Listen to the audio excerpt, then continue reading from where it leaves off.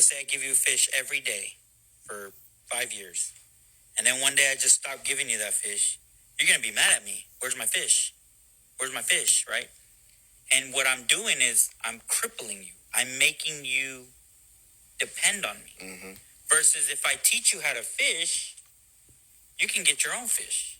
That's helping. The other one's a handout. And a handout is, in Spanish we say, lo chiflas, in Mexican Spanish, which means you're spoiling them. And that word means spoil. You're making them rotten. You're spoiling them. And giving handouts, you can spoil people. And right now, I think that's what's going on. Fair enough. It's an interesting point. Personally, if you're talking about welfare or SNAP or things of that nature, I've always been in favor of adjusting the program. I've been in favor of testing in, let's take the top 3 markets, New York, Los Angeles, and Chicago. Let's do a test run. And somebody needs housing, somebody needs welfare, somebody needs to be on supplemental nutrition benefits and whatnot, what have you. We say, all right, you're in the program. We're going to keep a roof over your head, and we're going to keep food in your belly, because you don't make enough money or can't find work or whatever the case may be that you can't put a roof over your head. Now, once you're in the program, we're going to evaluate you. If you are somebody who cannot work because of physical or mental disabilities in any way, shape, or form, fine, we got you forever.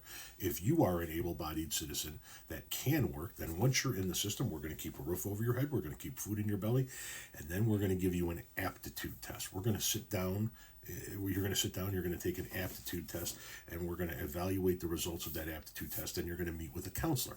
And the counselor and you are going to come up with a list of jobs that you kind of fit into and how we can train you to do one of those jobs.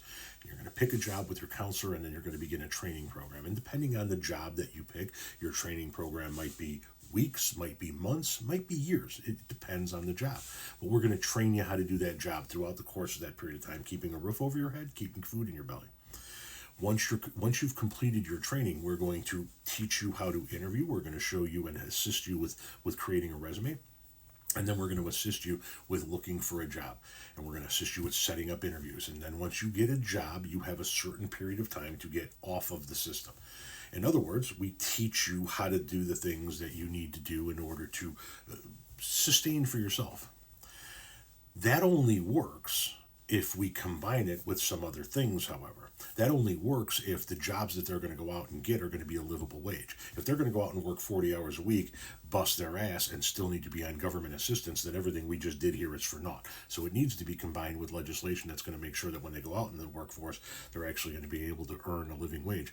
But what I found interesting about your position overall is you're saying this while wearing a Trump hat, who is in the process of trying to dismantle the Department of Education and privatize our education system across the country, making sure that more and more people are going to be losing access to their education. You want to emphasize teaching society how to do stuff, but then you don't want to educate society how to do that stuff. Don't you see the contradiction there? Don't you see that that's not how you're going to be able to succeed? You can't say, well, we can't just give you the fish, we need to teach you how to fish, but there's going to be nobody there to teach you how to fish, so fuck you, I guess, right?